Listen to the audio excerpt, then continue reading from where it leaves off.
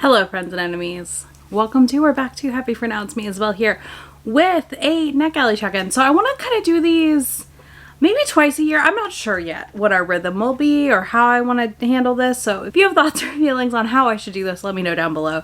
But today I wanted to check in on my Netgalley status. So I've been on Netgalley a very long time is the first thing I want to tell you, because I used to do a book blog back in the day and joined then and just have since accumulated a lot of things I've not read.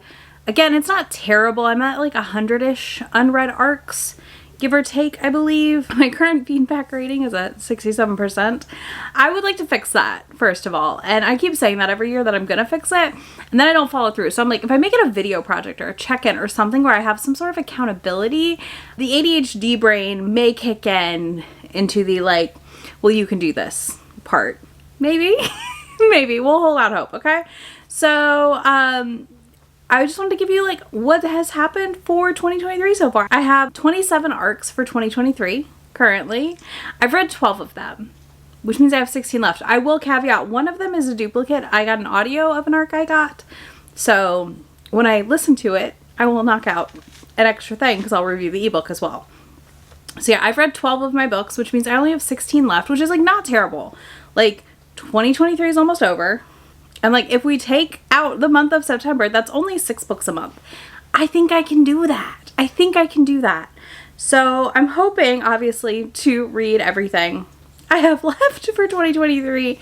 And again, do some kind of something, like incorporate into some themed vlogs or something to like make me read these.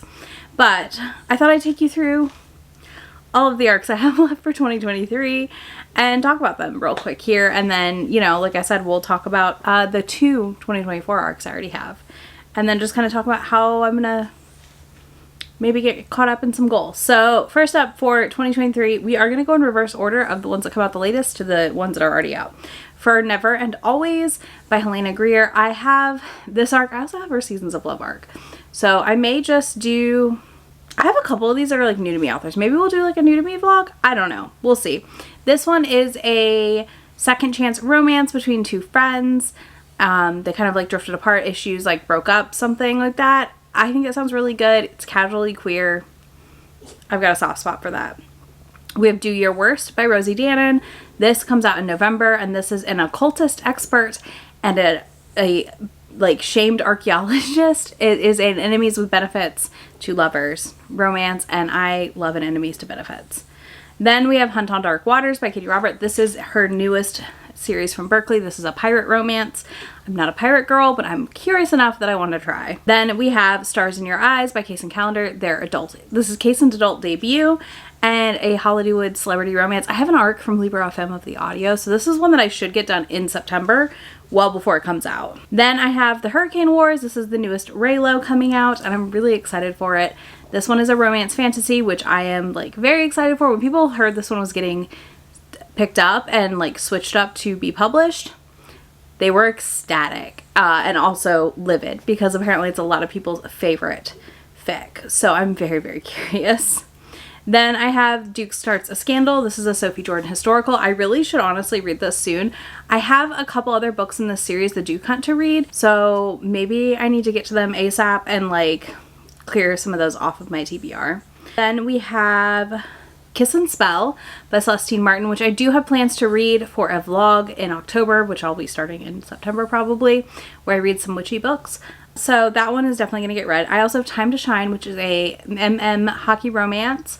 This is 2 roommates. The one guy lives in like a big house and invites the guy to live with him, and they're like grudgingly roommates / friendly. It's very Grumpy Sunshine. It sounds really cute. It sounds like a fun, like, not dislike, but like a friends to lovers situation almost. So I'm excited. I know Steph loved it, so I'm sure I will also enjoy it. Then I have Cleat Cute, which comes out in September also. This one is the one that I also have an audio for, and I'm really excited that I have an audio for it as well, because I'm so pumped for this book, and I would like to be able to like listen to it and switch back to my ebook copy I got as well, potentially. Like, I want to marathon this book. So I'm picking it up very soon. This follows 2 soccer players. One of them is a grizzled like veteran player, and the other one is a new player with like stars in her eyes. Think Danny Rojas if you've watched Ted Lasso. And I'm just really intrigued, to be honest with you, at the end of the day, for how this is going to play out. It sounds really good. It sounds right up my alley as far as like kind of a grumpy Roy hero and a sunshiny Danny Rojas hero, except for it's sapphic. So it's 2 women, and you know what? I love a sapphic. I love sports romances, so this just feels great. Then I have Salt Kiss by Sierra Simone, which I just got. So listen, I'm not mad at myself that I haven't read this yet, but literally like last weekend I got the email from the publisher with the ARC link for Netgalley. So I was like, this is close, but I grabbed it because you know what? I would rather have it than not. And I'm very excited to try Salt Kiss. This is a Greek myth retelling. I think it's MMF, probably. That's like Sierra's thing. Either way, I'm excited. I also have the novella to read, so I will probably read those soon. I also have God Killer, which is a fantasy debut over here. It came out like last year in the UK, and a lot of people loved it. And it's about a person who wants to kill gods, but can't kill this one god because they bound themselves to another human, and it's like their adventure. It sounds fascinating and really fun. And then now we're getting into everything that's already out as of this video being up. So I have Taste Like Shakur by Nisha Sharma. I do want to read this ASAP. I honestly forgot it came out in August, and that was just because of like travel with stimulant and stuff. My mind blanked on reading it, so it's one that I'd like to get to sooner than later for sure. I also have Funny Guy by Emma Barry, another one I really want to get to sooner than later. I really like her books, and they're in KU with audio, so like there's no reason that I haven't gotten to it yet. Then I also have The Fiancé Farce. So this one I have went to pick up multiple times, and I like can't bring myself to pick it up. I am going to pick it up sooner than later because like obviously I need to, but also some of the reviews on it from people I really like are pretty mixed. So I'm just like, oh no. And I heard there's like a reference to She Shall Not Be Named books, and I just feel like in the year of our Lord 2023, what are you doing? What are you doing? Why is that there? We don't need that. And then last but not least, we have Not Your Ex's Hexes, which is an April Asher's witch books. I really need to read the first one in this series also. And this is one that I also forgot I got. Like literally I was looking at the list and I was like, I got approved for that. So sometimes Netgalley like doesn't always do the best on telling you when you're approved for things. So again, not a terrible selection. I feel like I've got a good bit of variety here and I'm excited. Let's talk about the 2 2024 arcs I already have and will be reading in December or January. That way I'm already ahead of the game for 2024 because I want to start going back and reading some of my older copies and getting those reviews in. So we have When Grumpy Met Sunshine by Charlotte Steen. This cover, everything. May actually is an arc of this as well and has been reading it and was telling me about how much this hero is like Roy coded. I love it. He is a retired like footballer, aka soccer for us in the States, but I'm gonna call him a footballer. He's retired and he wants her to write his memoir biography thing, and she's the only one he wants to work with, and so he like makes that happen, and they very much just have like this contentious relationship. She's obviously sunshine, he's obviously grumpy. I'm weak in the knees for it as always. It's my favorite. So I have this one and I'm going to read it sooner than later. I don't want to read, it's kind of wild already seeing 2024 arcs, but they are out there. This is Till There Was You by Lindsay Hammerhoff. I met Lindsay at Steamy Lit and I was like, oh, I'm gonna go request your book on Netgalley, like immediately, I have to. And she was like, oh gosh, you don't have to do that. And I was like, no, I'm so excited. I've seen this cover. I think it looks really cute. This is a second chance romance. She is like studying to be like a chef or is a chef. I love this cover. First of all, it makes me hungry. I don't even like blueberries, it makes me hungry, but it's a second chance romance, and Lindsay was a delight to meet in person, so I'm really, really excited to read her book. Like, really, really excited to read her book. I cannot wait, and I will be reading it, like I said, soon. All right, let's talk about, like, my reading plans for this for the rest of the year. Like I said, I have a couple themed vlogs in mind already around, like, some witchy books, and maybe discussing my issues with some of these cozy witchy books, because I have problems with a lot of them, but we'll see. And I'm working through some of my September arcs right now. My biggest like thing is like I can't decide if I should do like these check-ins like bi-monthly or should I do them quarterly. Like, what do y'all want? What do you think? What are you interested in hearing about?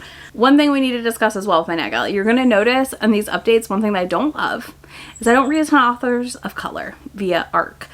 forms. Because here's the thing. I'm not always timely about it. With the ADHD, I just never know if I'm going to get to it or not. So I don't love requesting arcs that are by authors of color when someone who is of those identities could possibly get the book instead of me. So I tend to limit my requests on that. I also will request certain ones, but I usually give it like the book has been up for like weeks and then I'll request it. Because again, I just don't want to take a spot away from somebody else, because it does sometimes work that way and I just don't want that to happen. So you'll notice these updates often are very white and it just varies wildly what I do request, and I just don't get on Netgalley a ton either. So that's part of it also. But also, like, I don't know, do y'all want me to do, like, I don't want to do these monthly. Should I incorporate these into my resets? We could. I don't know. What do you think? Do I, like I said, do I do that and then do like quarterly updates, or every 6 months I update you?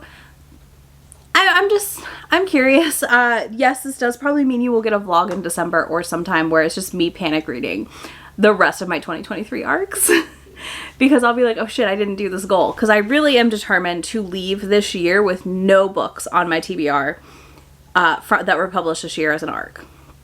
Like, obviously I'll still read books from 2023, but like, I do not want to have a Netgalley book on my TBR that was published in 2023 when I enter 2024. That is the goal. And I don't plan on really requesting anything else that comes out this year. So like, this is pretty much my list. Like, these 16 books are what I have left, 15, and that's it. And I'm done. So yeah, let me know your thoughts, your opinions. Let me know if you use Netgalley also. I know, again, y'all, if you aren't aware, Netgalley is open to all readers. You just have to post reviews on Goodreads or Amazon or your Instagram or social medias. So like, you don't have to have a massive following to do Netgalley, okay? So like, don't think you do. It is all digital, so you're gonna get ebooks or audiobooks, generally speaking, and not a bad time overall. If you're interested in reading books early and stuff like that, Netgalley's a great resource to just build up your review score and like have a solid bio. Estelle over at Forever has great tips on like writing your Netgalley bio. But if you don't have Netgalley, don't want to tell me your rating, your like review rating, like your percentage, let me know what you want me to read off this list of what I shared. And if you don't want to do any of those things, you can leave me a math related emoji, a graph, a percentage, I don't know, something around that, because I got a lot to read and I need to bring this number up. I do think if I read all of my 2023 arcs, I should get closer to the 70s in my percentage, or be into the 70s, which feels like a win. So fingers crossed. All right, y'all, I will be back to talk to y'all very soon. I'll have links down there to the books I talked about and links to be my friend anywhere on the internet. I will see y'all in just a few days. Bye. I'm not really asking. We'll get away to a place where we don't know.